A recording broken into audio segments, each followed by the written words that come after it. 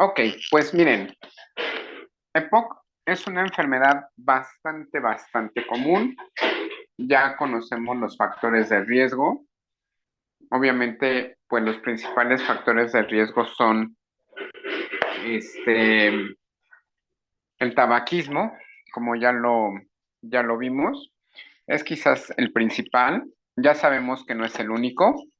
La exposición a humos, o lo que le llamamos exposición a biomasa, pues definitivamente son factores de riesgo que van a condicionar EPOC. Cuando decimos biomasa, me estoy refiriendo, por ejemplo, al humo del carbón, al humo de la leña, algunas enfermedades ocupacionales, ¿no? Al humo del petróleo, algunas enfermedades ocupacionales como por ejemplo los soldadores que luego soldan sin careta, los que tienen exposición a solventes por largo, por mucho tiempo y que no ocupan máscara o protección para las vías aéreas. En fin, todos esa inhalación de gases, este, los mecánicos, por ejemplo, que luego están expuestos al humo de los carros, toda esa exposición a ese tipo de humos o de gases, como ya lo vimos en la plática de contaminación ambiental, pues son importantes para el desarrollo de EPOC. Y bueno, em, ahí en la presentación, de hecho, ahí tiene a un lado que dice Gold, es la guía internacional para EPOC y en la cual pues generalmente todo el mundo nos basamos, ¿no? Esta guía se va actualizando año con año, la pueden consultar, es gratuita, la pueden consultar en internet, ajá, si ahí la googlean, pues la van a encontrar, ¿no? La del 2000, le pueden poner 2024. Mm, igual y ya por ahí anda la del 2025, la verdad es que ahorita no la he googleado, la del 2025, pero por las fechas yo creo que ya debe de estar,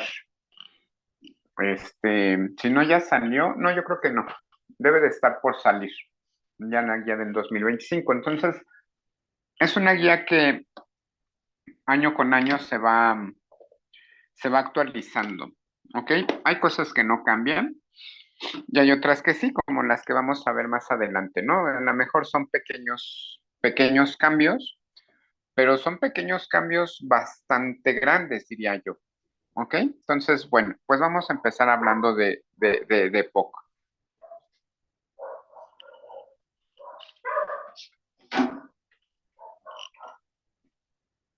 Como lo dice la diapositiva,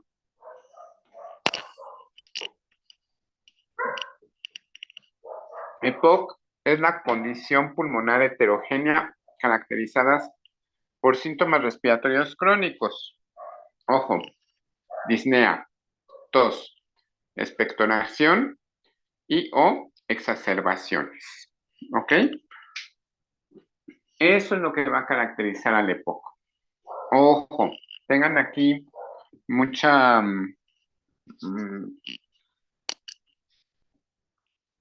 mucha visión con muchos pacientes que les llegan o que les van a llegar a su consulta, en que les van a decir, oye doctor, van por X circunstancia y de repente les van a decir, oiga, ¿y por ahí no me puede recetar algo para la tos? Es que tengo mucha tos. Ah, sí, ¿desde cuándo? Uy, pues desde hace mucho tiempo, ¿no?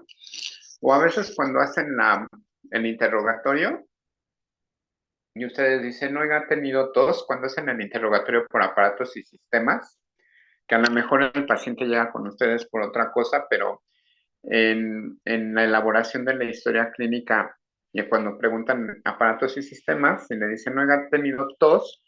El paciente les va a decir, sí, la normal. Ok, no, pues no es normal. O sea, no es normal que tengamos tos, ¿ok?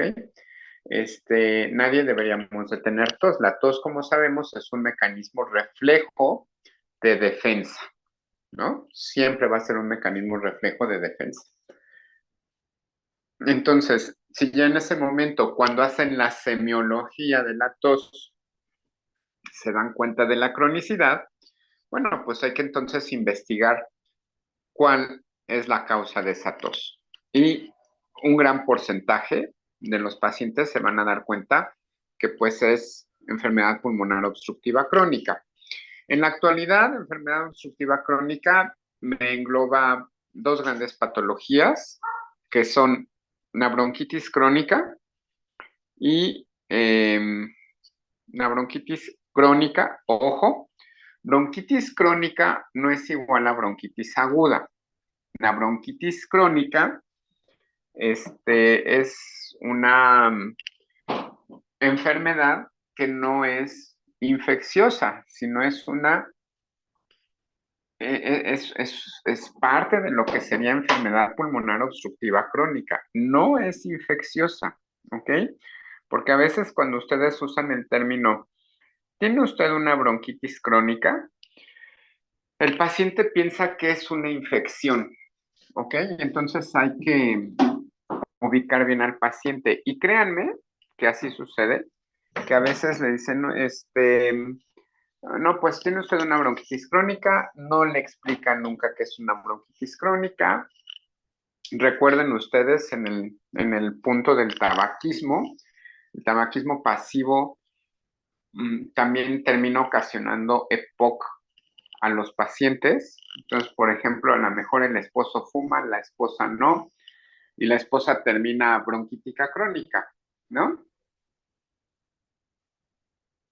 En el momento en que termina bronquítica crónica, este, pues seguramente la paciente luego inmediatamente piensa, ah, pues es una infección crónica que tengo en los bronquios, ¿no? ¿Por qué? Porque yo no fumo. Entonces, la parte educacional a nuestros pacientes es muy importante. Desafortunadamente,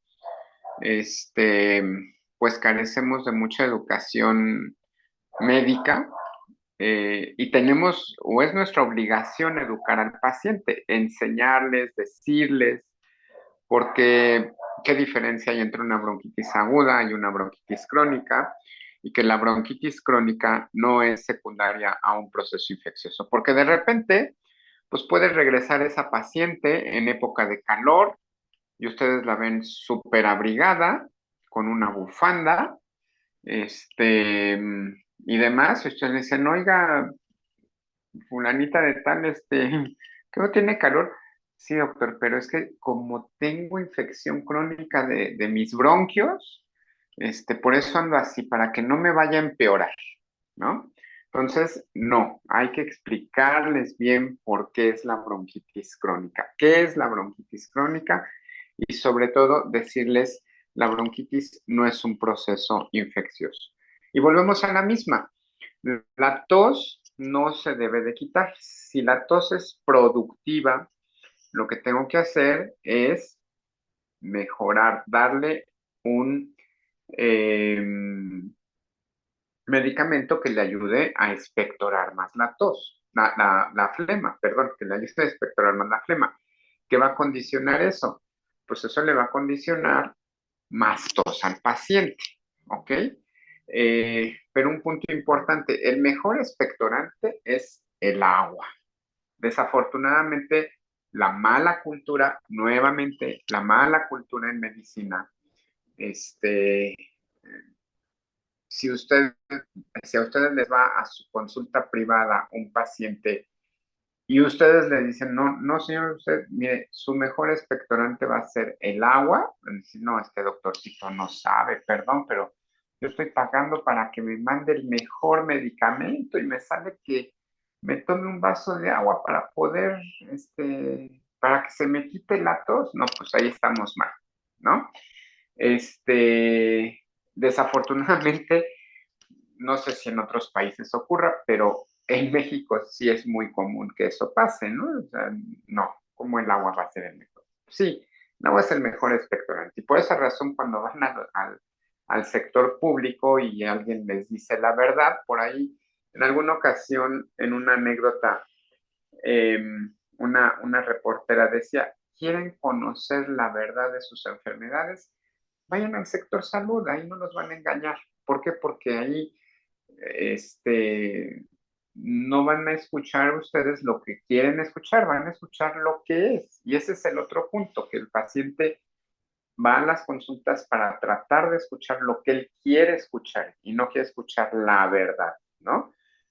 Tienen miedo, temor, etcétera. Entonces, pues es una falta de cultura que tiene nuestra población y nuestra labor es dentro de la medicina también educar al paciente y decirle que no necesariamente la tos es secundaria a un proceso infeccioso, que no siempre se debe de quitar. En realidad, el mejor expectorante es el agua, pero algo muy importante que debemos de saber y que, si ustedes lo recuerdan, lo platicamos al inicio de nuestro curso cuando hablábamos de fisiología y decíamos que nuestro epitelio ciliado que tenemos tanto en las vías aéreas superiores como en las inferiores, tienen precisamente esos cilios que van a tener un movimiento a manera de látigo. ¿Para qué tenemos ese movimiento de los cilios a manera de látigo? Para que mis cilios barran el moco que va teniendo mi paciente, para que barran la basura y no la regrese. ¿Qué pasa en el paciente que tiene EPOC? El movimiento ciliar ya no es como el de antes. Desafortunadamente, como lo vimos la clase pasada, la, las partículas muy pequeñas que llegan hasta mi tráquea, porque desde ahí tengo mi epitelio ciliar y ya pues obviamente que llegan a alcanzar hasta los bronquios, bronquiolos, etcétera, pues van haciendo que este movimiento ciliar vaya siendo disminuido. Y entonces el moco desafortunadamente ya no tiene la misma movilidad, ¿no? Y si esas vías aéreas van a estar inflamadas por algo irritativo, que en este caso serían el contacto con biomasa, llámese como se llame, pues obviamente esa, ese efecto irritativo constante que tienen va a estar haciendo que se produzca cada vez más moco y obviamente pues nuestro mecanismo de defensa principal de la vía aérea, que es la tos, se va a echar a andar. La bronquitis crónica pues es una obstrucción a la entrada del aire, ¿ok? Obstrucción a la entrada del aire, pero puedo llegar a tener enfisema pulmonar, ¿ok? El enfisema pulmonar, como lo pueden ver ahí en la diapositiva, en el primer círculo que tenemos aquí, ajá, este primer círculo, vemos mi bronquio normal y bueno, pues aquí el bronquio inflamado, la luz del bronquio se reduce y obviamente pues vemos ahí toda la cantidad de moco que se llega a producir dentro de mi bronquio y por lo tanto, o mis bronquios más bien, y por lo tanto el diámetro de estos bronquios se reduce, la luz se reduce y esto condiciona obstrucción de la vía aérea al entrar, ¿ok? Al entrar. Entonces cuesta trabajo que el aire entre.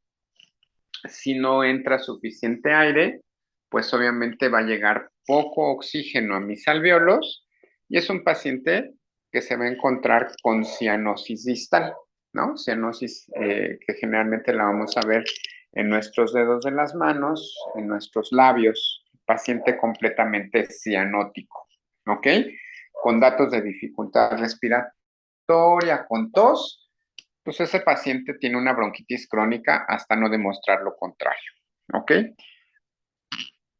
Claro, hay muchas otras causas que me pueden dar cianosis. Cianosis no es un signo patognomónico de EPOC, hago la aclaración.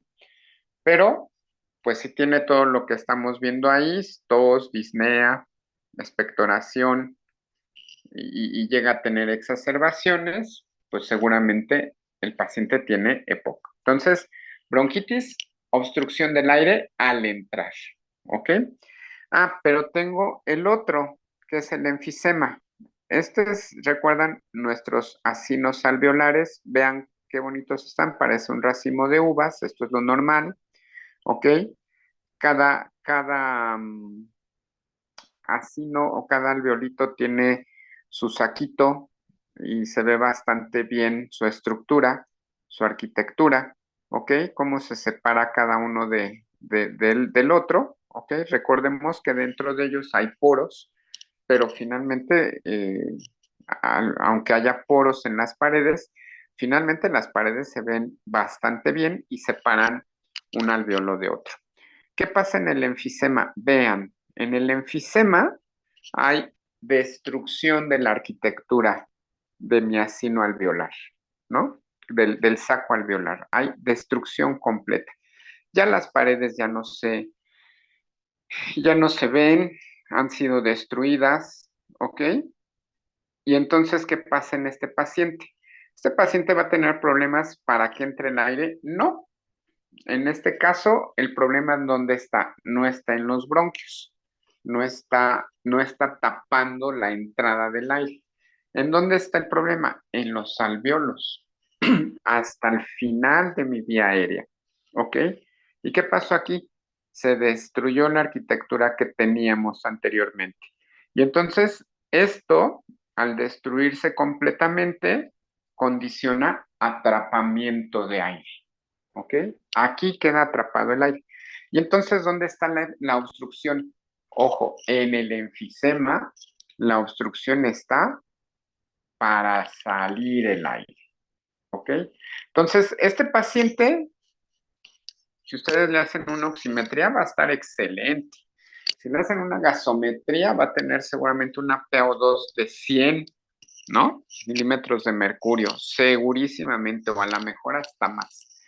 Segurísimamente, pero si lo ven al paciente, es un paciente gordito, generalmente tiende a ser un paciente gordito, que va a estar sentado soplando, y ustedes lo ven así al paciente rojo, rojo, rojo, rojo, rojo, rojo, rojo, ¿ok? ¿Qué significa eso? Y a pesar de estar bien chapeado, ustedes aquí en nuestro país decimos, pues gordito chapeado, gordito sano, ¿no? Pues no, ¿qué creen que no? Ese paciente que está muy rosadito, que tiene unas mejillas muy rosaditas, muy rojitas, pero que además está soplando, ok, ese paciente, ¿por qué está haciendo eso? Porque no puede sacar el aire. ¿Por qué se ve rojito? Porque el aire está entrando súper bien, el oxígeno está llegando súper bien a sus alvéolos, ¿no? ¿Cuál es el problema? Que no lo puede sacar, ¿no? Y entonces al no poderlo sacar, pues él sopla para tratar de sacar ese aire que necesita salir. Entonces vean cómo son dos entidades que se engloban dentro de un grupo grande que se llama enfermedad pulmonar obstructiva crónica, pero la bronquitis crónica es obstrucción a la entrada y enfisema es obstrucción del aire a la salida del aire. ¿Ok? Generalmente, en el paciente con EPOC, nunca van a encontrar un bronquítico crónico puro y un enfisematoso puro. Generalmente hay una combinación de ambos, pero con predominio de algo, ¿ok? Esto es, muy probablemente tengo a mi paciente bronquítico crónico que puede llegar a tener algo de enfisema, pero que si predomina la obstrucción ante el enfisema, pues ese paciente lo catalogo como bronquítico crónico. Por el contrario, el enfisematoso puede ser que tenga cierto componente bronquítico crónico, pero predomina El enfisema, pues ese paciente lo catalogo como enfisematoso, ¿ok? Hasta ahorita, pues se piensa que no hay patología pura, que generalmente sí hay una combinación de ambas, pero siempre va a haber un predominio de una de las dos y al haber ese predominio, pues es el cuadro clínico que va a tener mi paciente. Ok, entonces, pues como pueden ver aquí, la etiología ya la conocemos, tabaquismo y contaminantes, ¿ok? Decíamos la vez pasada, pues el hecho de vivir en una ciudad altamente contaminada es un factor de riesgo para, este, para padecer una enfermedad pulmonar obstructiva crónica, ¿no? Pero bueno, pues no le echemos toda la contaminación. O sea, si eso además tenemos que fumamos, tenemos pues a lo mejor que yo no fumo, pero mi compañero sí fuma y yo me inspiro todo el humo que saca mi compañerito, o pues a lo mejor mi trabajo me expone a la biomasa, o a lo mejor la gente que está en los poblados, en donde no hay gas, en donde no hay luz, o donde simple y sencillamente les gusta cocinar al carbón o a la leña, pues obviamente están expuestos a la biomasa, ¿no? Las reuniones que hacen, eh, no sé, un día de un partido de fútbol, una reunión y una carnita asada, pues el que está haciendo la carnita asada, expuesto ahí al humo de la carnita asada, ¿no? Entonces, pues esos son factores de riesgo que me van a condicionar este EPOC. Si a eso le agrego que mi paciente puede tener factores propios de él, genéticos probablemente, pues deficiencia a la mejor de alfa-1 antitripsina, que es muy común. Bueno, pues eso aunado con el tabaquismo, con la contaminación, con la exposición a factores de riesgo, pues obviamente va a ir incrementando la posibilidad de que ese paciente vaya teniendo EPOC. Obviamente, pues eso va a llevar a un daño pulmonar, a una declinación acelerada de la función de mi pulmón, ¿ok? Y obviamente una inflamación pulmonar que puede terminar en una inflamación sistémica, ¿ok?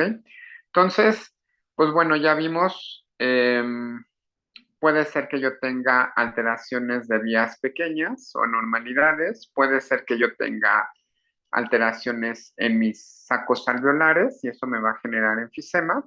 Y entonces, pues esto me va a dar limitación del flujo de aire, ¿ok? Y las manifestaciones clínicas que ya acabamos de comentar. Entonces, pues nuevamente, tabaquismo, principal factor de riesgo para desarrollo de enfermedad pulmonar obstructiva crónica. Aquí lo tienen, la contaminación aérea de interiores, de las cuales ya hablamos la clase pasada, ¿no? Las exposiciones ocupacionales, que ya también lo vieron con la doctora Narváez, la contaminación aérea en exteriores, sobre todo, como decíamos, en las grandes urbes como la nuestra, y más en la Ciudad de México, que ahora que ya se viene la etapa invernal, pues vamos a estar viendo mucho estas cosas del fenómeno invernadero, que ya platicábamos nosotros la vez pasada también. Cuando hablamos de contaminación, pues es una exposición a contaminantes increíble, ¿no? Increíble. Por eso es importante que tengamos en esas épocas de contaminación que usemos nuestros cubrebocas. No, como ya vimos, dependiendo del cubrebocas que usemos, pues igual y no vamos a tener el 100% de protección, pero pues nos puede reducir hasta en un 95% la exposición que lleguemos a tener, ¿no? Entonces de ahí la importancia de su uso. Dentro de los factores genéticos, pues decíamos, hay algunos pacientes, serían estos los factores del huésped, decíamos, hay quienes tienen deficiencia de alfa-1 antitripsina, o que tienen metaloproteinasas 12 o que tienen glutatión S transferasa, Bueno, pues estos pacientes que tienen deficiencia en estas cosas, pues pueden condicionar o son factores del huésped que también me van a favorecer el desarrollo de EPOC, ¿no? A lo mejor la exposición no es tan grande, pero si es a lo mejor una exposición pequeña a cualquiera de esos factores de riesgo y tengo deficiencia de cualquiera de estos eh, elementos que acabo de decir, estos factores genéticos, pues obviamente, aunque mi exposición sea pequeña, voy a tener más posibilidad de tener EPOC, ¿no? Y bueno, el sexo y la edad, ¿no? Hay, aunque ustedes no lo crean y si les ha tocado en los pacientes que hemos visto y que les decimos háganle su interrogatorio, su historia clínica, no sé si hayan encontrado, pero pues hay veces que el tabaquismo empezó desde los 14 años, ¿no? Los 12 años. Tuvimos un señor joven, con EPOC, que empezó a fumar desde los 8 años, ¿no? Y que se echaba 20 cigarrillos o a veces hasta 2 cajetillas. Dices, bueno, entonces la edad es importante y bueno, pues en teoría se supone que predomina más en el hombre que en la mujer por el tabaquismo, pero ya hemos visto que, bueno, pues ahora la mujer también fuma bastante y a veces se llega a equiparar, ¿no? El porcentaje de fumadores o a veces hasta me atrevería a decir que es más el tabaquismo en mujeres que en hombres.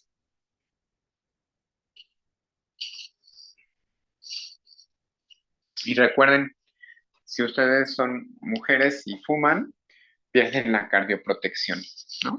Su cardioprotección que les da la naturaleza, la pierden, ¿no? Acuérdense que ustedes están cardioprotegidas mientras estén en etapa fértil. Una vez que termina su etapa fértil, esa cardioprotección natural se pierde y se iguala a la del hombre. Por eso, en etapas más tempranas, los infartos al miocardio son más frecuentes en el hombre que en la mujer. Y ya después de los 50 años, pues generalmente las estadísticas tienden a igualar, ¿no? Entre hombre y mujer, el infarto al corazón. ¿Por qué? Pues por esa cardioprotección. Pero si una mujer que debe de estar cardioprotegida fuma, pues es una renuncia a su cardioprotección y igual a las estadísticas que en el hombre esa persona, ¿no? Bueno, este, ahora bien, el riesgo para desarrollar EPOC, pues también va muy relacionado con el crecimiento y desarrollo pulmonar. Esto es, hay pacientes que a lo mejor nacen con una malformación anatómica, ya sea un tórax en quilla, ya sea un tórax excavatum, ya sea que ese paciente a lo mejor nació con una malformación de la columna dorsal, y esa deformación pues le está condicionando deformación a su tórax.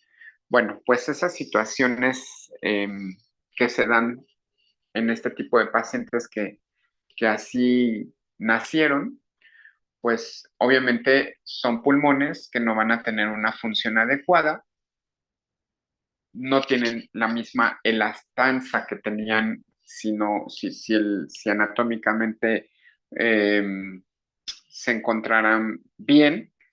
Entonces, eso es un factor de riesgo para el desarrollo de EPOC, por un lado.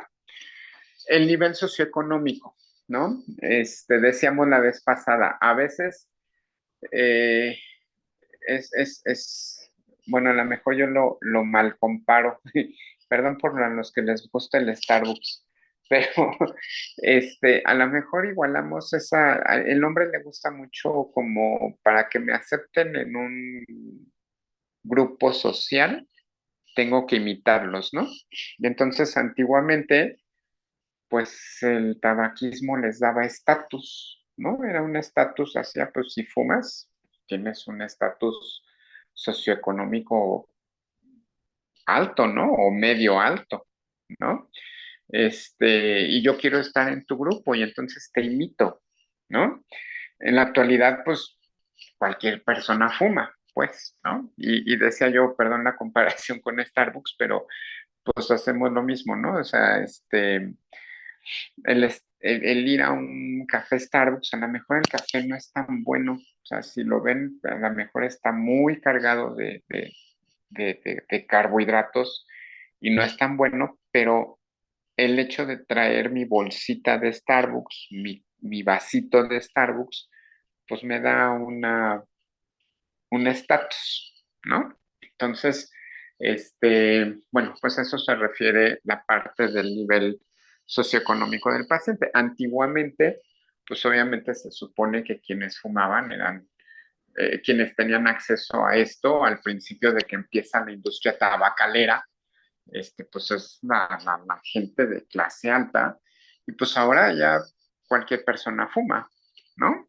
Independientemente y viendo las estadísticas, probablemente la clase media, pues es la que fuma actualmente mucho más, ¿no? Porque bueno, en nuestro país la mayor parte de la población está en clase media, aunque la otra vez escuchaba, si piensan ustedes que están en clase media, media, pues que creen que no. Pero bueno, esa es cuestión de economía y no nos vamos a meter en esos puntos. Ok, los pacientes que llegan a tener asma bronquial, pues obviamente son pacientes con un alto riesgo de padecer EPOC. Los pacientes que tienen hiperreactividad bronquial, hiperreactividad de las vías aéreas, a lo mejor con alguna emoción, cuando hacen ejercicio, cuando están expuestos a polen, cuando tienen alergias específicas, muy específicas, pues esos pacientes que tienen hiperreactividad bronquial o que llegan a tener asma, como lo veremos la clase que entra, pues son pacientes que están expuestos a desarrollar EPOC en cualquier momento de su vida. Y recuerden, de hecho, decíamos la vez pasada, un paciente asmático puede desarrollar EPOC en una vida adulta por el simple hecho de ser asmático, ¿no? Por ese simple hecho, el asma, como lo vamos a ver, es una broncoconstricción reversible. Es una enfermedad pulmonar obstructiva que es reversible. Hay obstrucción a la entrada de aire, pero generalmente tiende a ser reversible. Pero si mi paciente a lo mejor tiene asma y nunca estuvo bien controlado, por el contrario, estuvo siempre descontrolado, ese paciente va a llegar el momento en el cual la obstrucción ya no va a ser reversible. Y entonces el factor que le va a condicionar el EPOC es la misma asma. ¿Ok? Entonces, por sí solo, el asma es un factor de riesgo para que en la vida adulta un paciente pueda desarrollar EPOC, ¿no? Pues obviamente ya hablamos del paciente con bronquitis crónica. Bronquitis crónica es parte del cuadro de EPOC, creo que ese rubro sale de ahí. Pero la parte de infecciones, pues bueno, recordar que las infecciones en este tipo de pacientes, pues es muy común, exceso de moco, que no se moviliza de manera adecuada, pues son pacientes que van a estar constantemente infectados y que por cada infección que se llega a presentar en un paciente que ya previamente se le haya diagnosticado con EPOC, lo único que va a pasar es que se van a ir exacerbando los cuadros y que cada vez puede ir empeorando la función, hacer que vaya empeorando la función pulmonar. ¿Ok? Entonces, el diagnóstico de EPOC solamente lo vamos a hacer con una cosa, con una espirometría. Para que yo diga que mi paciente tiene EPOC, es porque ese paciente ya tiene una espirometría. ¿Ok? Este, mm, Clínicamente lo puedo sospechar. Claro que lo puedo sospechar, lo puedo considerar, sí, pero para saber cómo está la función de ese pulmón, qué grado de obstrucción tiene, cómo lo voy a clasificar, etcétera, necesito hacerle una espirometría. Entonces, si a su consulta llega un paciente que tiene disnea, que les está diciendo que tiene una tos crónica, Este, puede o no ir acompañada de expectoración, que, ojo, la tos es más común o más, se exacerba más en las noches o en las mañanas y durante el resto del día, a lo mejor ellos no lo perciben, pero la tos disminuye su intensidad o igual puede ser que desaparezca. Que es una tos crónica refiriéndonos que puede durar generalmente más de 3 meses, 3 meses o más, y que se llega a presentar estas exacerbaciones por lo menos 2 veces al año, exacerbaciones de tos, no del cuadro de POC, exacerbaciones de tos 2 veces al año. Este, pues eso va siendo como característico de un paciente con EPOC. Si aparte de esto estoy viendo que mi paciente tiene infecciones repetitivas y bueno, pues a la hora de hacer los antecedentes, pues descubro que tiene factores de riesgo, pues obviamente que eso me hace considerar el diagnóstico de POC y entonces en ese momento yo debo de solicitar la realización de una espirometría a mi paciente. ¿Ok? Dentro de la espirometría, esto ya lo vimos y vamos a ver si se acuerdan, si no se me están durmiendo. Este, ¿Cómo se hace la espirometría? Alguien que me diga.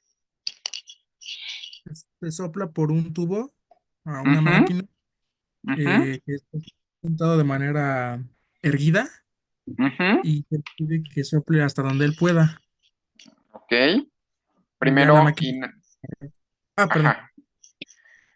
Y ya la Y máquina, arroja los resultados 4 veces porque tenemos que hacer 4 espirometrías. tres. Tres. Tres, Para que perdón. sean válidas tienen que ser tres espirometrías bien realizadas, ¿no? Ok. Primero pedimos al paciente que inhale, que llene todos sus pulmones y después que exhale, ¿no? Pero siempre tiene que estar con la espalda recta, bien recta y no debe de inclinarse, ¿no? Sino bien recto y expulsar todo, todo, todo, todo, todo el aire para que sea una adecuada espirometría y eso me va a dar dos curvas, ¿se acuerdan? La curva flujo-volumen y la curva flujo-tiempo, ¿ok?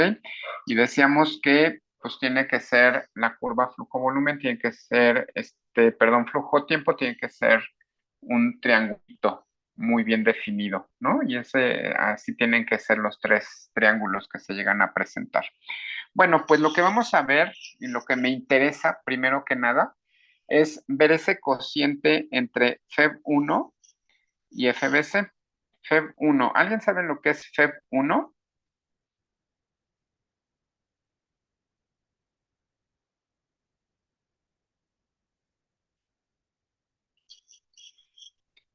¿Alguien sabe? Acuérdense, tengo dos curvas, ¿eh? Era el volumen expulsado en el primer segundo.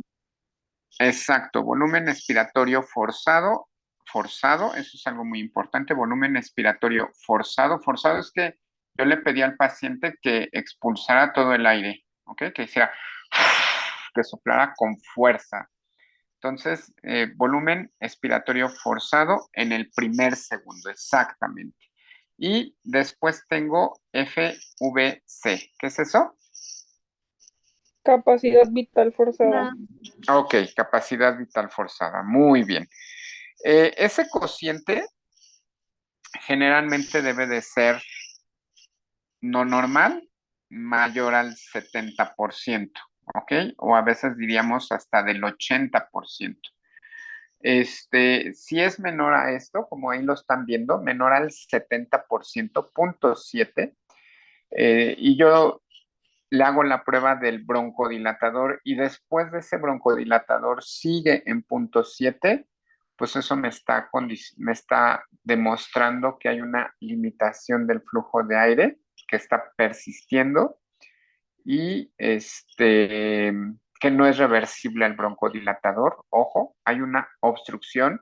Si yo hago la espirometría sin el broncodilatador y encuentro un 0.7 y le pongo el broncodilatador y sigue el mismo resultado, significa que no fue reversible la obstrucción y por lo tanto se cataloga como EPOC, ¿ok? Adelantando un poquito el tema de mañana, si este paciente tuviera 0.7 y le doy el broncodilatador y mejora a 0.8, 0.9, esa es una obstrucción reversible y entonces estoy ante un asma, ¿no? Son las diferencias. Por eso la espirometría es clave para el diagnóstico, ¿ok? Perdón, me regresé. Bien, entonces, ¿qué voy a evaluar en estos pacientes? Pues voy a evaluar el flujo aéreo, obviamente la limitación del flujo aéreo. Voy a ver el impacto de la enfermedad sobre el estado de salud de mi paciente y los riesgos de eventos futuros que pueda llegar a tener. Ojo, estos pacientes con EPOC generalmente no son pacientes que solo tienen EPOC, generalmente va a haber enfermedades asociadas, ¿no? Y ahí las tienen. Las más importantes, las cardiovasculares, ¿no? Puede haber disfunción muscular esquelética, puede haber síndrome metabólico, osteoporosis, depresión, ansiedad, cáncer de pulmón, o pues todas esas circunstancias pueden ser enfermedades que están asociadas al EPOC. Y bueno, pues ya en la exploración que vamos a hacerle al paciente, aquí está lo que ya veíamos anteriormente. Esto, perdón que no se los traduje, está tomado de las guías Gold, así tal cual, así viene.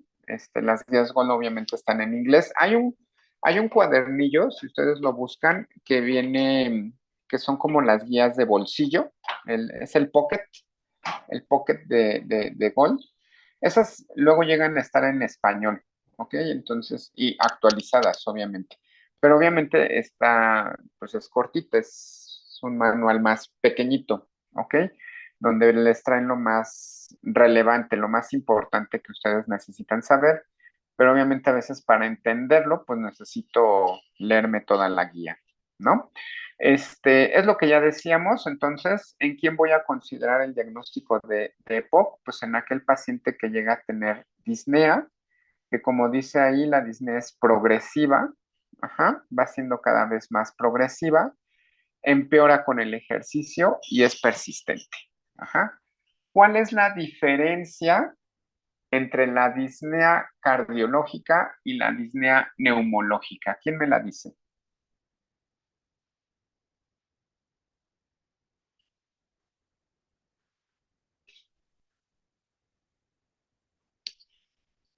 Que uno es de esfuerzos y el otro puedes continuar con tus actividades normales, ¿no? No. ¿Alguien más? Pues es que la cardiológica, si la asociamos con lo de Nija, Ajá. tendría que ver justamente con las actividades cotidianas, que le falta el aire para hacer, pues sí, dependiendo la escala. Y, ok, La esa es pulmonar no lija. sé. ¿Y la pulmonar? No, la pulmonar no sé. No sabemos. Ok. A ver, ¿qué te dice lija? ¿Qué significa lija?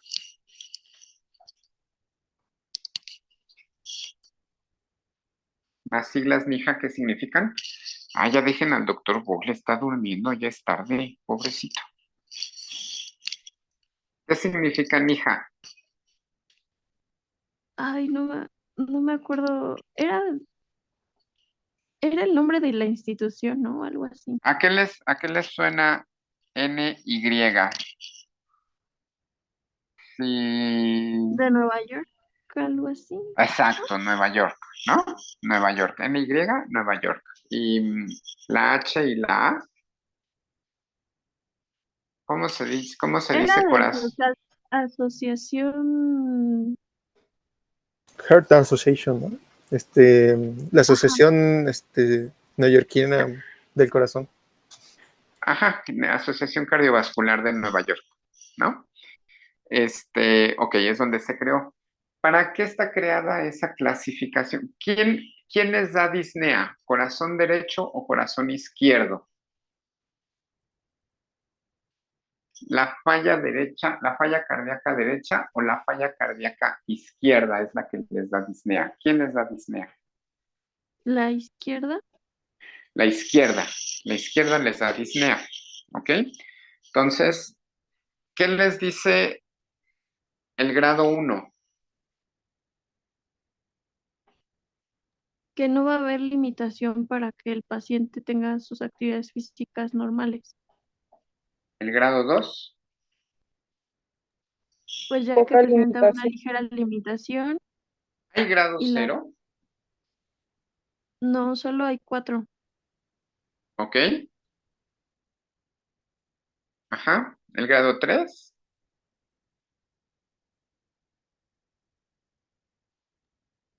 Es como una limitación física, pero, o sea, sí puede realizar sus actividades, pero con menor capacidad. ¿Cómo clasifican a la disnea?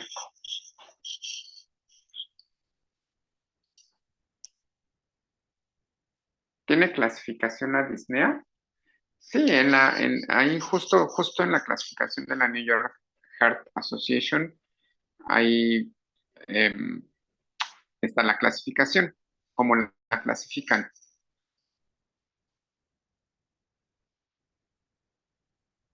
Por esfuerzos, ¿no? Habían dicho por esfuerzos, ok.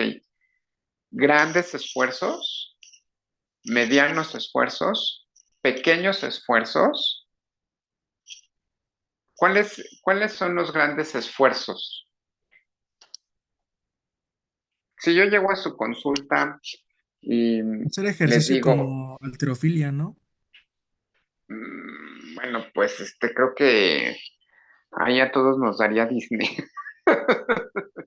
Pero es actividad cotidiana, o sea, ojo, lo que dijeron cuando estaban diciendo en actividad cotidiana. O Como sea, sí, tipo yo creo correr, que, pues. yo creo que si todos nos vamos a hacer ejercicio, independientemente del ejercicio que hagamos, pues a lo mejor tenemos disnea, ¿no? Si tenemos buena condición, pues se supone que me recupero rápidamente, ¿no? Si no la tengo, pues me voy a estar muriendo un buen rato. Pero en actividad cotidiana, ¿qué es grande esfuerzo? Yo te llego a tu consulta, digo, hola doctor, ¿cómo está usted? ¿Eso qué sería? O sea, literal sería nada más que se cansó porque estaba caminando. No, estaba yo Mm, sentado esperando mi consulta. La sala de ok. espera está a 5 pasos. Me dijiste, pase usted. Me levanté de la silla, caminé hacia tu consulta, me volví a sentar en la silla y te dije, hola doctor, ¿cómo está? ¿Qué es eso? ¿Qué tipo de disnea sería esa? De pequeños esfuerzos. De pequeños esfuerzos, ¿no? O sea, el hablar me está condicionando disnea. Mm, oiga, es que pues fíjese que me siento, ya, es otro paciente, ¿no? Siento que a veces me falta el aire, ¿no? Y entonces ustedes me van a preguntar, ¿cuándo le falta el aire? Pues es que llego a caminar 2 cuadras y tengo que pararme un poquito para recuperarme. Ya me recupero y sigo caminando. Oiga, ¿y qué tan rápido camina? No, pues es que fíjese que, pues a veces voy regresando del trabajo a mi casa con un compañero que es de mi edad y vamos al mismo paso, caminando a un paso normal y pues al mismo paso a mí me falta el aire y a él no, ¿no? Y yo a las 2 cuadras me tengo que parar en plano. ¿Eso qué es? ¿Qué tipo de disnea es? De medianos esfuerzos. De medianos Sí, esfuerzos, mediano. ¿no? Y el otro caso en donde les van a decir, Ay, doctora, pues es que fíjese que me pongo a barrer y me falta el aire, pero así muchísimo. Ya tengo que sentarme un ratito a descansar para poder seguir, pero vuelvo a levantarme y vuelvo a ponerme a barrer y otra vez me falta el aire y pues no. Tengo que decirle a mis hijas o a mi hijo que, pues termine de barrer, ¿no? ¿Eso qué es?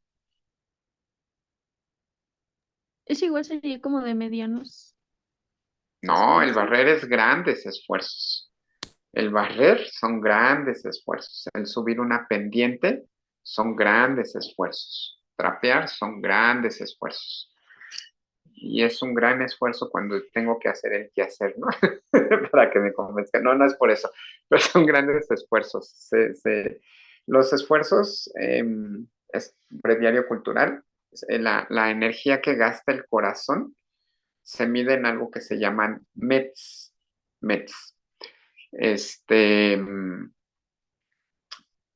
Y desde que tú te movilizas dentro de cama, tu corazón tiene un gasto energético, gasta determinada cantidad de METs. Obviamente, en pequeños esfuerzos, pues el gasto es mínimo, ¿no? Y conforme le vas aumentando en la actividad, pues obviamente el gasto va siendo mayor, ¿ok? Y en medición de METs, vamos, ¿en qué se mide? Tú me dirías, oiga, pero pues barrer no, creo que no implica tanto esfuerzo. ¿Cómo sabe que es tanto esfuerzo? Ah, pues porque algún curioso se dedicó a medir precisamente este gasto energético en METs y se dio cuenta que esas actividades, pues, se gastaban muchos METs y por eso se catalogó como disnea de grandes esfuerzos. ¿Ok? En el pulmonar puede pasar lo mismo. Mañana vamos a ver fibrosis, ¿no? ¿Ustedes creen que un pulmón fibrosado genera disnea de pequeños esfuerzos? ¿Se acuerdan de las propiedades del pulmón? Decíamos que parece un globo, ¿no? Es elástico, tiene cierta complianza o elastanza, ¿ok? Elasticidad. ¿Ustedes creen que un pulmón con fibrosis siga siendo elástico o perdió esa elasticidad? No, pues No, la pues pierde. perdió la elasticidad. Y si la pierde, ¿piensan que el paciente tendrá disnea cuando hace Sí, Sí, actividades? Sí, ¿no? Y puede ser disnea de pequeños esfuerzos, ¿no? El paciente como el que estoy viendo ahorita, que tiene obstrucción a la entrada de aire, ¿tendrá disnea cuando camina? sí, sí. Sí, medianos esfuerzos, ¿no?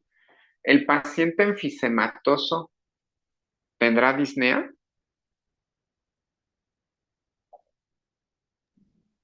sí, ¿no? No, Sí, ¿no? O sea, dijimos es el soplador rosado. Porque Está se la pasa soplando. para tratar de sacar el aire. Disnea de pequeños esfuerzos, ¿no? Entonces, vean, esas tres clasificaciones compaginan, ¿no? Tanto la disnea cardiovascular como la neumológica. ¿Cuál es la diferencia entonces?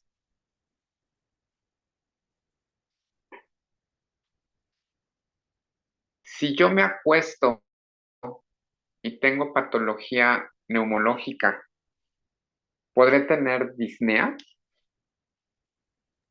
sí. ¿Sí? No tengo disnea de pequeños esfuerzos, tengo disnea de medianos esfuerzos. Disnea, si tengo una patología pulmonar, ¿sí o no? Pues podría ser porque hay buenos, no sé si tenga que ver con las áreas de hueso. No, si me acuesto, pues las áreas de West cambian solamente. La más ventilada, si me estoy boca arriba, pues la más ventilada sería mi cara anterior de tórax, la menos ventilada sería mi espalda.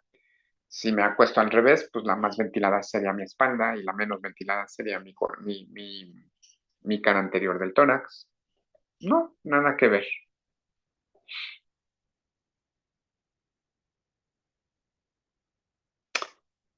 No, si tengo patología neumológica, cuando yo me acuesto, no empeora la disnea.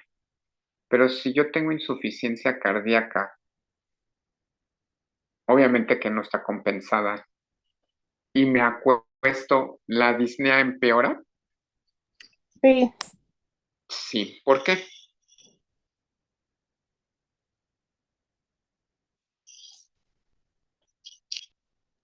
la verdad yo no me acuerdo muy bien, pero me acuerdo, bueno, roté un tiempo en cardiología en una clínica y cuando hacía la historia clínica les preguntaba mucho eso.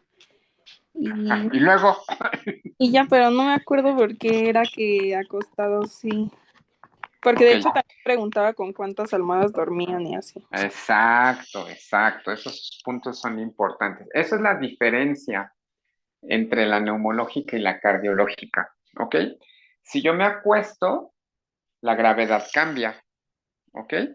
Si yo estoy de pie o estoy sentado, la gravedad de la Tierra condiciona que mi circulación tienda a estar abajo. Recuerden ustedes que para que haga el retorno de sangre, pues le cuesta trabajo a las venitas hacer que retorne la sangre a mi corazón, ¿no? Le va a costar un poquito de trabajo. Si estoy de pie o si estoy sentado. Pero si me acuesto, la gravedad ya no va a estar en mis pies. ¿Y qué va a pasar? Al acostarme, la sangre va a regresar más fácil a mi corazón, ¿ok? Si ustedes en el punto del ejercicio nadan, la sangre regresa más rápido al corazón, van acostados, ¿ok? Y la sangre regresa más rápido al corazón. ¿Y qué pasa cuando regresa más rápido al corazón? Se sobrecarga el corazón. Si es un corazón que está enfermo y que está en falla cardíaca, pues no tolera ese retorno venoso y mi paciente hace disnea, ¿ok? Esto, abreviario cultural, cuando tengan un paciente en estado de choque, con presión baja, está chocado el paciente, hipotenso, chocado, por sepsis, por lo que quieran, y a veces para determinar y saber si el paciente va a responder a carga de líquidos o no, o si mejor desde entrada le administro vasopresores, lo único que tengo que hacer es elevar los pies a 30 grados y esperarme unos 5 minutitos. Si con eso elevan la presión, mi paciente me va a responder a cargas de líquidos, ¿ok? ¿Qué es lo que hice? Aumenté el retorno venoso, ¿ok? Si mi paciente no responde, si después de ese tiempo la presión sigue igual, no me va a responder a carga de líquidos, inicio vasopresores. Que bueno, ya hablando en esos puntos y igual como breviario cultural, en la actualidad todo estado de choque se prefiere iniciar ya con medicamentos vasopresores antes de pasarles carga de líquidos. Pero bueno, ustedes van a saber si son respondedores o no con esa simple prueba. ¿Qué hacemos? Aumentar el retorno venoso. Entonces, esa es la diferencia entre una disnea cardiológica y una neumológica. En la cardiológica hay ortopnea, disnea al estar acostado. En la neumológica no la hay. ¿Ok? Bien, entonces, disnea. La tos crónica, que puede ser intermitente y en muchas ocasiones puede ser no productiva, ajá, y obviamente pues va a ser recurrente. La producción de esputo de manera crónica, ¿ok? Puede ser cualquier patrón de producción de moco, de expectoración, cualquiera, puede ser indicativa de EPOC. ¿A qué me refiero con cualquiera? Puede ser blanquecino, verdoso, amarillento, hialino, etcétera. Puede ser indicativo de EPOC. Ojo, aquí también nuevamente viene el educar al paciente. Estos pacientes que tienen una bronquitis crónica y que van a estar con tos crónica, hay que decirles, y con expectoración crónica, hay que enseñarles a conocer su expectoración. Si la expectoración es blanquecina, no tengo problema. Pero si la expectoración empieza a ser amarillenta o verdosa, ese paciente está infectado y necesita revisión para ver si está infectado o no y ver si va a requerir antibiótico o no. ¿Ok? Entonces, eso es parte de la educación que nosotros tenemos que estarle diciendo a nuestros pacientes. ¿Ok? Infecciones de vías respiratorias bajas y los factores de riesgo. Bueno, pues, y la historia familiar, ¿no? Que ya decíamos las deficiencias que podemos llegar a tener. Ok. Diagnósticos diferenciales. Ojo, luego estos son preguntas de examen. Diagnósticos, el principal, asma. Asma es el principal diagnóstico diferencial. ¿Cuál otro? Del que estábamos hablando ahorita. Insuficiencia cardíaca es el otro diagnóstico diferencial. Bronquiectasias, tuberculosis, bronquiolitis obliterante y panbronquiolitis difusa, ¿ok? Son nuestros principales diagnósticos diferenciales que tenemos que hacer con el EPOC. Entonces, ¿qué tengo que hacer? Pues una espirometría, ¿ok? Para saber cuál es el nivel de limitación del flujo de aire, ¿ok? Y en base a la espirometría, yo lo voy a clasificar en estos 4 grupos, ¿ok? Ojo, ¿qué tengo que evaluar en la espirometría? Lo primero que tengo que evaluar es el cociente FEV1 FBC, ¿ok? Si este cociente, el resultado de esta división me dice que es menor a 0.7, este paciente tiene obstrucción de la vía aérea, ¿ok? Y entonces, si tengo obstrucción de la vía aérea, lo tengo que clasificar. ¿Cómo lo clasifico? Basados solamente en el FEV1, volumen expiratorio forzado en el primer segundo, ¿ok? Si este volumen es igual o mayor al 80%, es un GOLD 1, ¿ok? Leve. Ajá. O sea, tengo un FEV1 FBC menor a 0.7, pero el FEV1 es igual o mayor al 80. La obstrucción es leve, GOLD 1. Si está entre el 50 y el 80%, el FEV1 está entre el 50 y el 80%, es moderado, GOLD 2. Si está entre el 30 y el 50%, es severo, GOLD 3. Y si es menor al 30%, es muy severo, GOLD 4. Entonces lo divido en 4. GOLD 1, 2, 3, 4. Leve, moderado, severo, muy severo. ¿Ok? Entonces, repaso. Con el cociente FEV1 FBC es el que me va a decir si tengo o no tengo obstrucción de la vía aérea. Si el resultado es menor a 0.7, tengo obstrucción, ¿ok? Y para clasificarlo solamente utilizo el valor de FEV1. En base al valor de este FEV1, lo clasifico en leve, moderado, severo, muy severo. GOLD 1, 2, 3 o 4. ¿De acuerdo? Y vean, este es un cuestionario de la escala de Disnea modificada, MRC. Ajá. Tómenlo en cuenta porque ahorita vamos a verlo. No va a aparecer así como escala de Disnea MRC. En las guías solamente aparece como MRC. Este es un cuestionario que se le da a llenar al paciente y pues les va dando puntuación. ¿Ok? Entonces, Vean, va enfocado a la disnea de grandes esfuerzos, pequeños esfuerzos, medianos esfuerzos, etcétera, ¿no? Entonces, por ejemplo, aquí tengo disnea con ejercicio extenuante, perdón, con ejercicio extenuante, sí o no, lo voy palomeando. Ajá. Tengo disnea cuando camino, por ejemplo, o cuando me levanto y empiezo a caminar. Ajá. Vean aquí la comparación. Tengo que caminar más lento que la gente de mi misma edad porque tengo disnea, si voy al paso de las personas que te... Por eso en el ejemplo les decía, pues camino con alguien de mi misma edad y yo me tengo que detener porque me da disnea. Ok, y a ellos no, ¿no?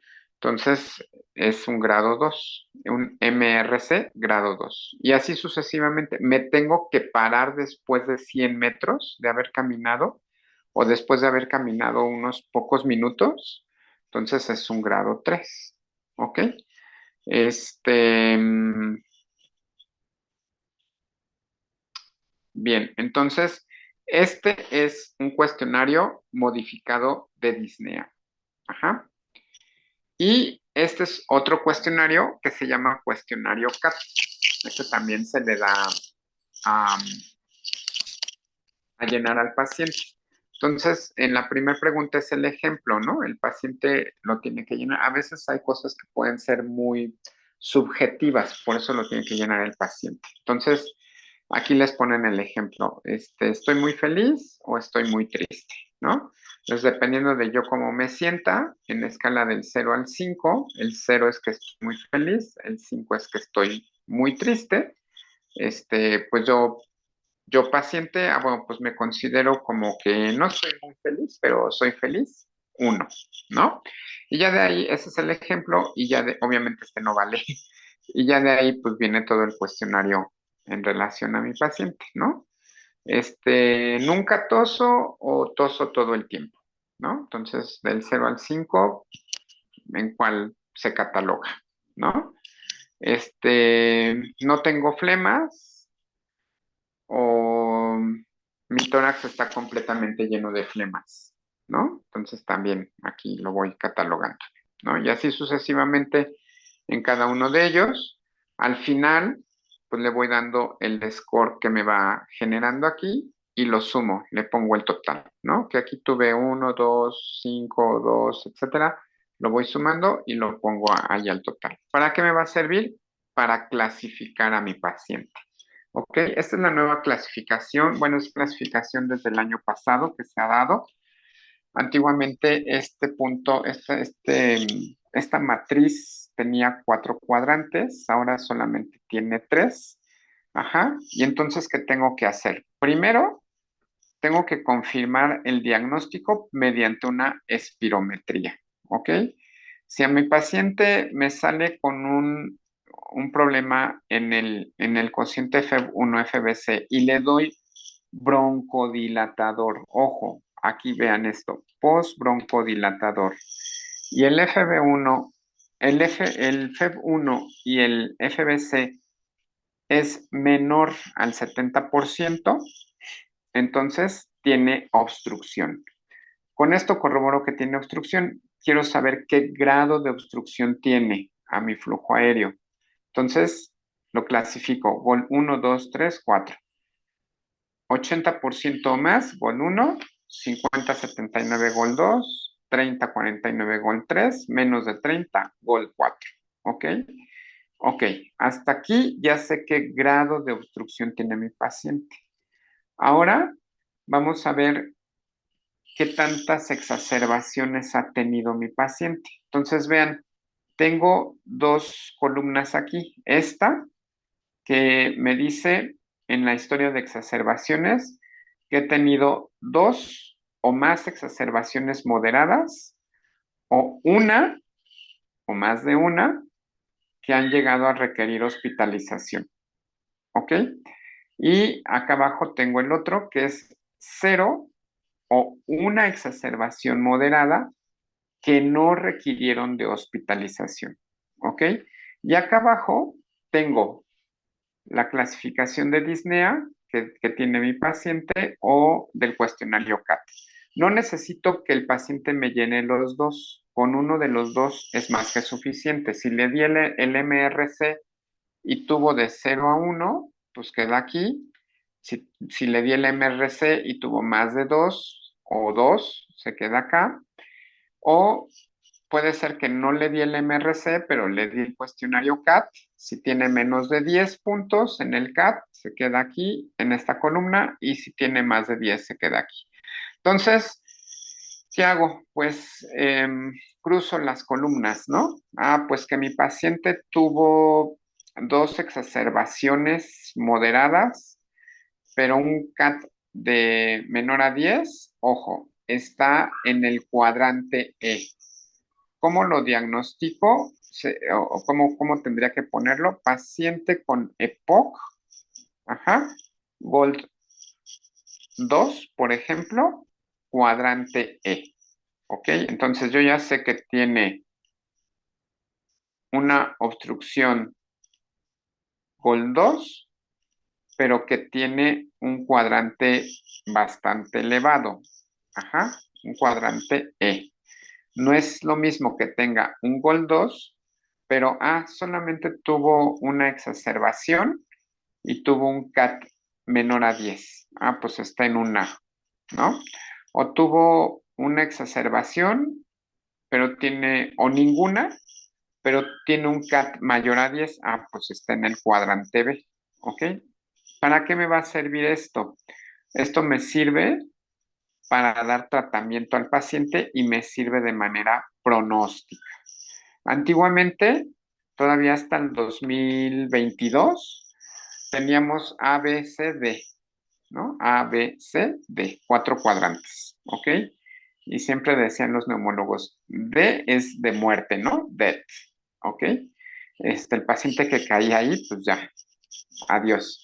A partir del 2023, del año pasado, se acordó que solamente eran 3 cuadrantes. ¿Por qué no se le da la letra C? Pues porque la clasificación antigua del 2022 decía que era A, B, C, D. Entonces, para que no haya confusiones, pues optaron por dejarle A, B, E. ¿Ok?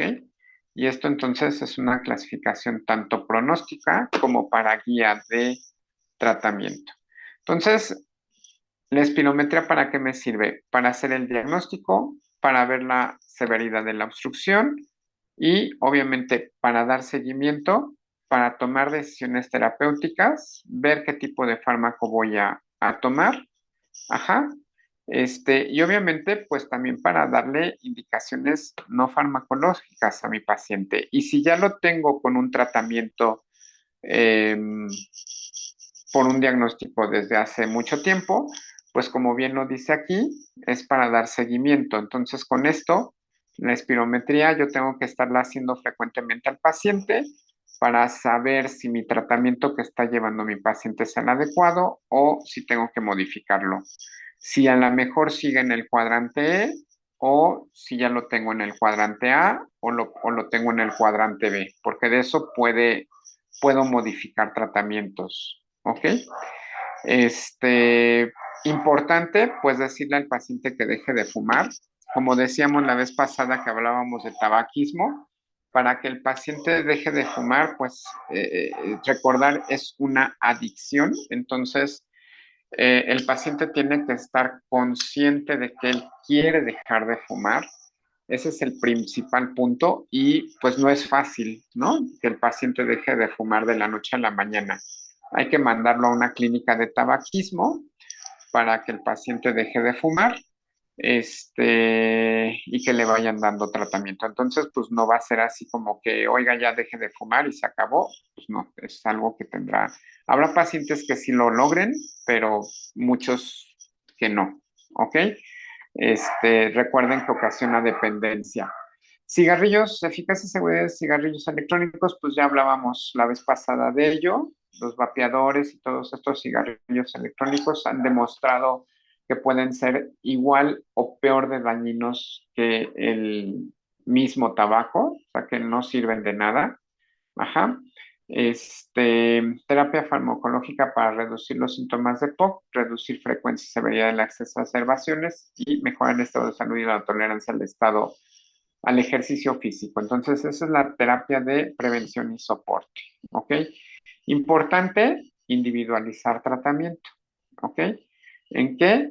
Basado en síntomas, riesgo de exacerbación, efectos colaterales, comorbilidades, disponibilidad y costo del fármaco, respuesta del paciente, preferencias y disponibilidad para usar varios fármacos por parte del paciente y a lo mejor algo muy importante que sí creo que no está aquí, pues es si el costo del medicamento, ¿no?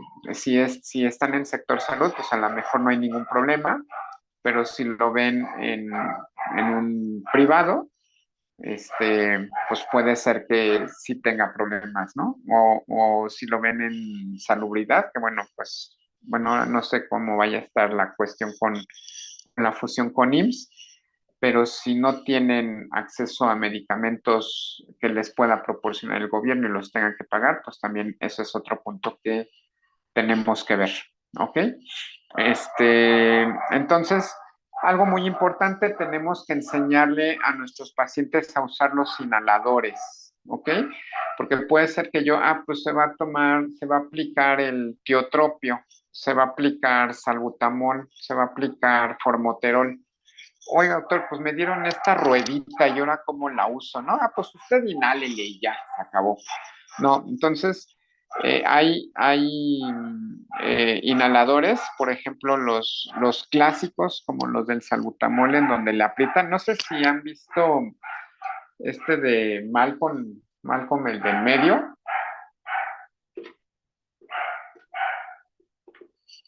Ya se me durmieron. Y doctor No, aquí Stevie, estamos, ¿no? sí lo Que hemos se visto. aspira. Ajá, ya ven que traen un inhalador, es salbutamol, ¿no? ¿Sí lo ubican? ¿Cómo es el inhalador que trae? Es un Como una tubito que Sí. L. Ándale, exacto. Entonces, ese tipo de inhaladores requieren algo que se llama espaciador, una aerocámara. Ajá, se les llama aerocámaras. Entonces se les coloca la boquilla y termina como en una mascarilla que debe de abarcar nariz y boca. Y entonces mandan el disparo, obviamente el paciente tiene que inhalarlo, tiene que jalar aire al tiempo que está disparando y lo hace por la aerocámara. Entonces eso le va a evitar, le va a ayudar a que el inhalador llegue hasta las vías aéreas inferiores, ¿no? Hasta los alveolos, pues. Si no le enseñamos eso, el paciente a veces puede hacer el disparo y el disparo se queda en la boca y no sirve de nada, ¿no? Y a pesar siempre les decimos a este tipo de pacientes que usan este tipo de inhaladores, que al término se enjuaguen la boca, porque si llega a quedar polvito de cualquier tipo de medicamento que utilice este sistema dentro de la boca, eso le va a generar posteriormente hongos en la boca, ¿no? Entonces, por eso siempre les decimos que después del inhalador tiene que enjuagarse la boca para evitar que se lleguen a formar hongos ahí. Si es un disco, esos son más fáciles de usar porque el mismo disco les va a dar el disparo de acuerdo al esfuerzo que tenga el paciente. Entonces, lo pone el paciente en la boquilla, inspira y entonces cuando el disco detecta que ya tiene la fuerza suficiente, se escucha el clic, ¿no? Clic. Ya, eso significa que el inhalador le mandó el medicamento como debe de ser, ¿ok? Obviamente no se retira el inhalador inmediatamente después de que escuche el clic. Después de eso, al igual que la otra, termino el disparo y debo de contar del 0 al 10. Son 10 segundos los que tengo que esperarme con el inhalador en la boca, para asegurarme que haya tenido una adecuada penetración ese medicamento. ¿Ok? Entonces es muy importante que les enseñemos a usar los inhaladores. Importante la vacunación en estos pacientes, influenza, neumococo y agregaríamos COVID. Nuevamente son las más importantes en este tipo de pacientes para evitar exacerbaciones. Obviamente la rehabilitación pulmonar, hay, esto es específico, no hay muchos rehabilitadores pulmonares en México. Clínicas de rehabilitación pulmonar, me parece que solamente en el INER y a nivel particular, pues las que quieran, obviamente ese es un poquito costoso, pero estas clínicas de rehabilitación pulmonar, pues les enseñan una serie de ejercicios para volver a aprender a respirar y les mejora mucho su calidad de vida a estos pacientes. Habrá pacientes quienes tengan hipoxemia crónica y que tengan que usar oxígeno por lo menos 16 horas al día, por lo menos 16 horas al día, ¿ok? Habrá pacientes que lo requieran las 24 horas, pero de mínimo se tienen que administrar 16 horas el oxígeno, ¿ok? Continuas. Hay quienes dicen, pues lo uso por ratitos, eso no me sirve.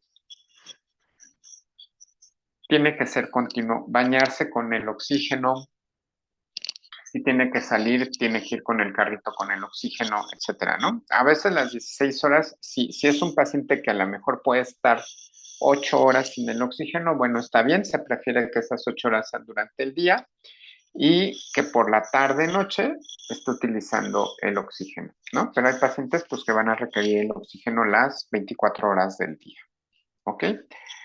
Bien.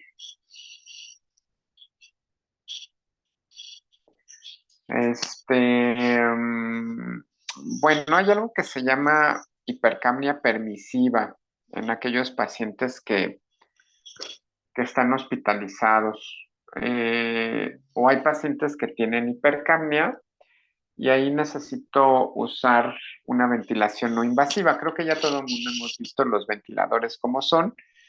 Y bueno, a lo mejor los que hemos, como el paciente ha tenido una estancia más prolongada, el paciente em, Fermín que tenemos en la cama 316, que está conectado a un ventilador que tiene traqueostomía, bueno, esa es una ventilación invasiva. La no invasiva es el mismo aparato, pero no se intuba al paciente. Se le coloca una máscara que va bien sellada, es como con un arnés, va bien sellada, no debe de tener fugas, y entonces el aparato les mete oxígeno a presión. Generalmente nada más se utiliza por las noches, pero el resto del día deben de tener oxígeno por puntas nasales, ¿no? Bien, y bueno, pues si es una época avanzado, lamentablemente lo único que tenemos que proporcionarle es tratamiento paliativo para él. ¿Cuáles son los objetivos de nuestro tratamiento? Reducir síntomas, reducir frecuencias y severidad de exacerbaciones, mejorar la tolerancia del ejercicio, mejorar el estado de salud. Y bueno, pues en base al cuadrante donde haya caído mi paciente es lo que le voy a dar. De los medicamentos que tenemos, tengo 4 grandes grupos. 2 que pertenecen a los que son beta-2 agonistas, ¿ok? De estos beta-2 agonistas, tengo beta-2 agonistas de corta duración y de larga duración, ¿ok? Entonces, vean, de corta duración, fenoterol, levalbuterol, salbutamol, son de corta duración, que son el salbutamol, que es así como el que se nos puede quedar más, y la terbutalina. Estos son beta-agonistas de corta duración. De larga duración, arformoterol, formoterol, indacaterol, olodaterol, salmeterol. ¿Ok? Son de larga duración. Entonces, los abreviamos SABA, LABA. Beta-agonistas de corta duración, beta-agonistas de larga duración. ¿Ok? Grábenselos bien, tomen de captura de pantalla. Vean, aquí viene el tipo de inhalador que tienen, los que se pueden nebulizar. De estos, de los de corta duración, solo se pueden nebulizar 3. De los de larga duración, solo se pueden nebulizar 2.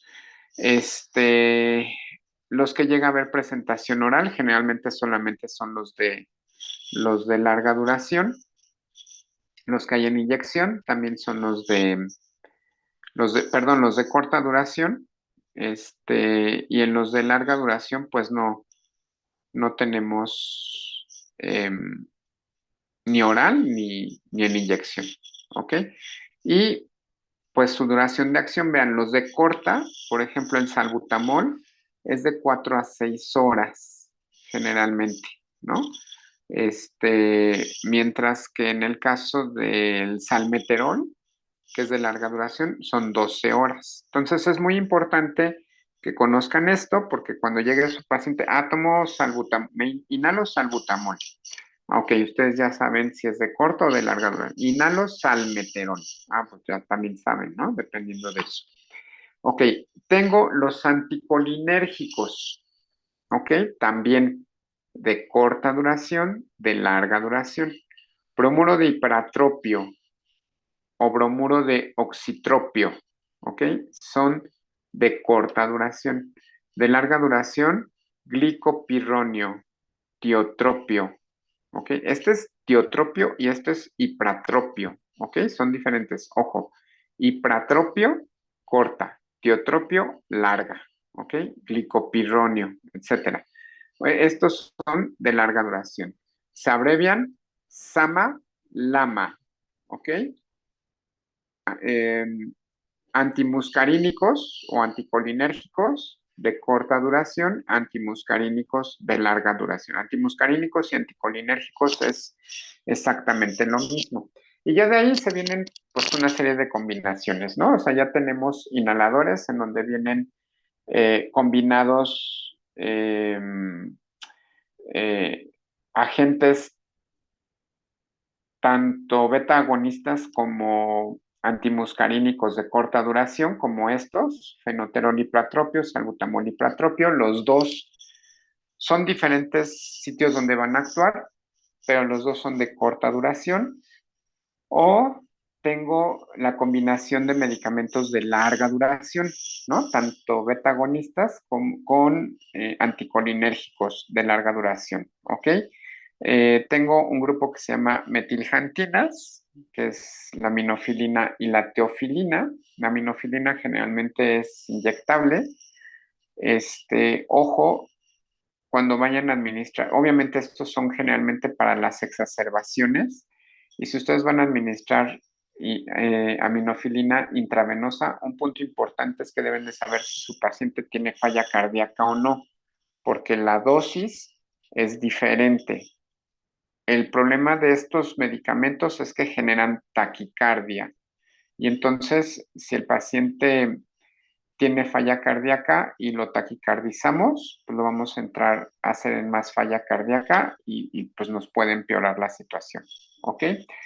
Tenemos medicamentos, por ejemplo, estos son beta-agonistas de larga duración combinados con esteroide inhalado, beclometasona, budesonide, momatazona, fluticasona.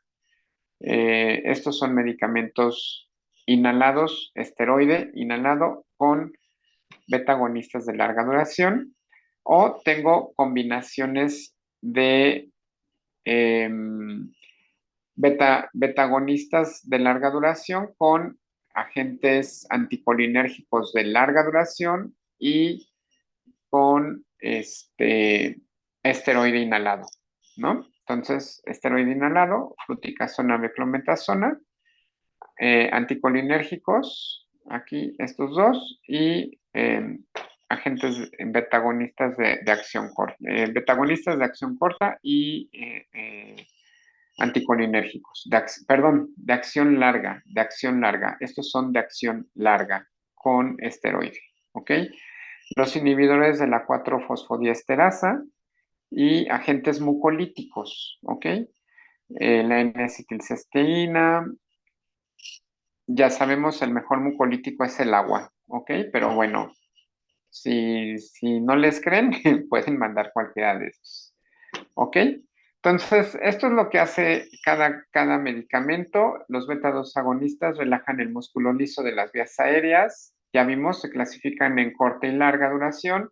Les mejora el FEV1 y obviamente les mejora los síntomas. Los antimuscarínicos o anticolinérgicos, bloquean el efecto broncoconstrictor de la acetilcolina sobre los receptores muscarínicos y también se clasifican en agentes de acción corta o acción larga.